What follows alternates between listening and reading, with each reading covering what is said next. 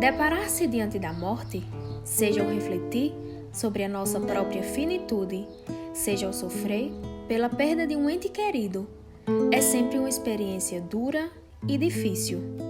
Felizmente, a vida nos consola e nos dá esperança de inúmeras maneiras.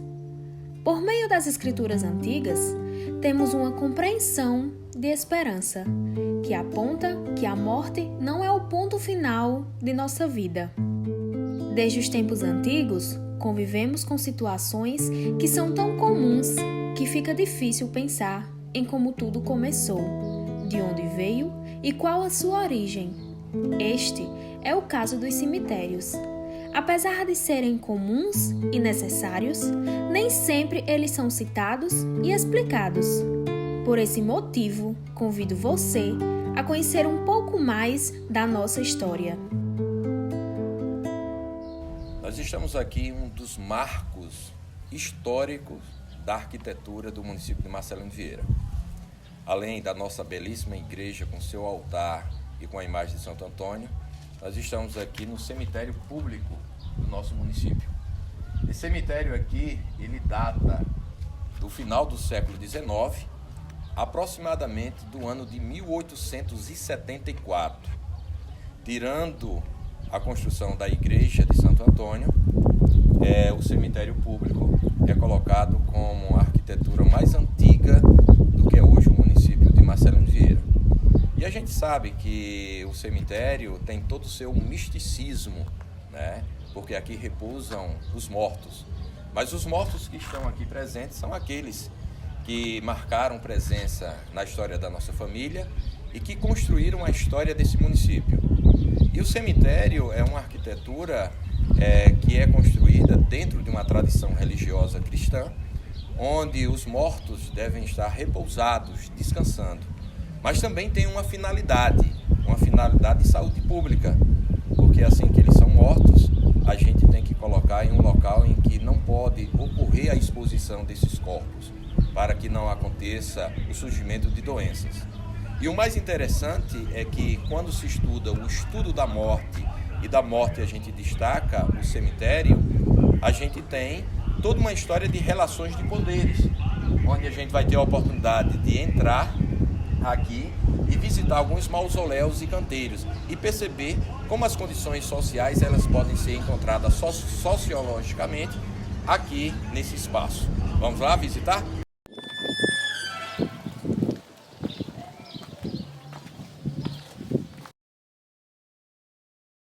A gente encontra os primeiros mausoléus, né? São construções bem faraônicas, né? Grandiosas, que diferenciam de canteiros mais simples, né?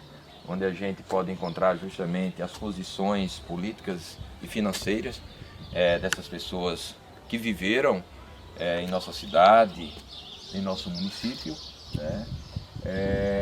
Aqui a gente encontra, por exemplo, pessoas que nasceram no século XIX, em 1887, e faleceram no início do século passado, né? Então é um espaço que carrega muitas histórias, né? Não só suas relações de vivência, mas pessoas que contribuíram para a história do município. A gente pode conhecer outros mausoléus mais antigos, né, que marcam as primeiras famílias que aqui habitaram, né, que ainda têm os seus descendentes, e que no dia 2 de novembro é um local de visitação, né, um local de recordação, onde a gente encontra também esse mausoléu bastante antigo, é um dos primeiros a serem construídos, né?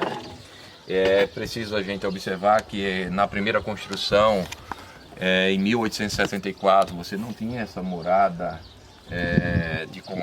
de tijolos, era feito através de um cercamento simples, né, de estacas, de morões. Depois é que vai recebendo uma intervenção maior e vai se transformando em um espaço mais moderno. Aqui a gente tem de Manuel Pires de Souza, né, nascido em 1879, né? Então veja que essa construção é anterior ao nascimento desse senhor, e sepultado aqui em 1939. 1939 aqui se chamava Vitória, ainda não era uma cidade, então aqui era um distrito que pertencia ao município de Pau dos Ferros. Então havia toda uma lógica para se caracterizar um povoado, que era a capela, um centro comercial, que é um mercado, e a elevação de um local para sepultar os seus mortos, como é o caso do cemitério. Aqui a gente encontra, né, remanescentes, né, de antigos mausoléus, né, José Rodrigues da Silva, então esse daqui de 1935, muito anos antes da emancipação, né, quando aqui era Vitória também. E veja a grandiosidade, o trabalho, né, da arquitetura, alguns desenhos na parte de baixo.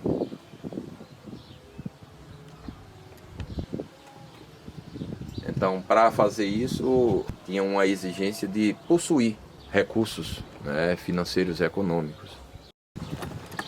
E um dos mais conhecidos, mais visitados, de uma família de muitos e muitos descendentes, é o mausoléu do Coronel José Marcelino, né? Coronel José Marcelino, ele faleceu nos idos da década de 30, né? Dele foi dado o nome do primeiro grupo escolar, Escola Reunidas Coronel José Marcelino.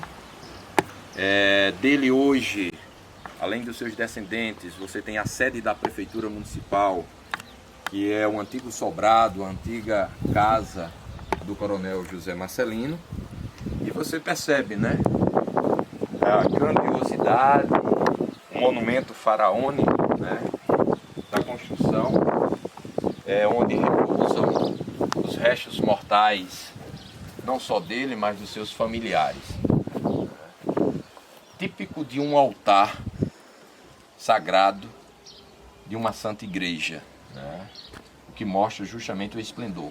Isso a gente faz uma comparação aos antigos sepultamentos, né, lá do Egito Antigo, quando se construíam as antigas pirâmides, para sepultar os corpos do faraó, para mostrar a grandeza econômica e política.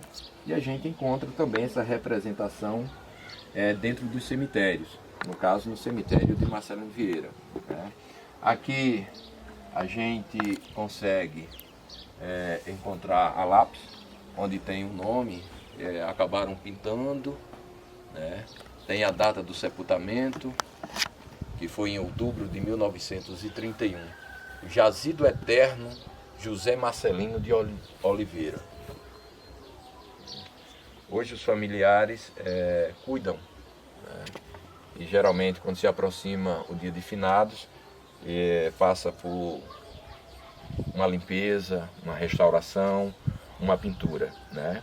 E aqui a gente encontra, né, o moderno e o antigo, né? O antigo, o moderno, hoje um túmulo que utiliza um outro tipo de material, né, que é o granito, né? E que acaba se tornando a maioria das construções hoje, né? Então o que a gente deseja é que essas construções antigas elas se preservem, né? Não se destruam, não venham a substituir por construções mais modernas, né? Então, esse local aqui é um local central onde a gente encontra, né, os mais antigos mausoléus do cemitério do município de Marcelino Vieira, né? Uma arquitetura que marca a paisagem urbana, né, da cidade, além de suas ruas, das suas casas antigas, do seu templo religioso, que a gente consegue avistar daqui, né, que já a construção, olhando para cá, a gente consegue visualizar a torre maior da Igreja Matriz de Santo Antônio. Então, era de costume nos tempos antigos que o repouso eterno fosse colocado próximo ao templo religioso católico cristão, né? Não tão distante, né? Sobre a bênção da própria Igreja Santa, que era predominante na época o próprio catolicismo. Aqui também a gente encontra esse mausoléu da família Nonato Fernandes, né? Os Fernandes são originários da região do Alto Oeste Potiguar, né? E são descendentes dos fundadores, né, da própria cidade. Aqui repousa Raimundo Nonato Fernandes. Veja que ele nasce antes da construção da igreja. A igreja data de 1861. Aqui ele é de 1854. Sepultado em 1937. A sua esposa Maria Romana Fernandes, falecida em 1923.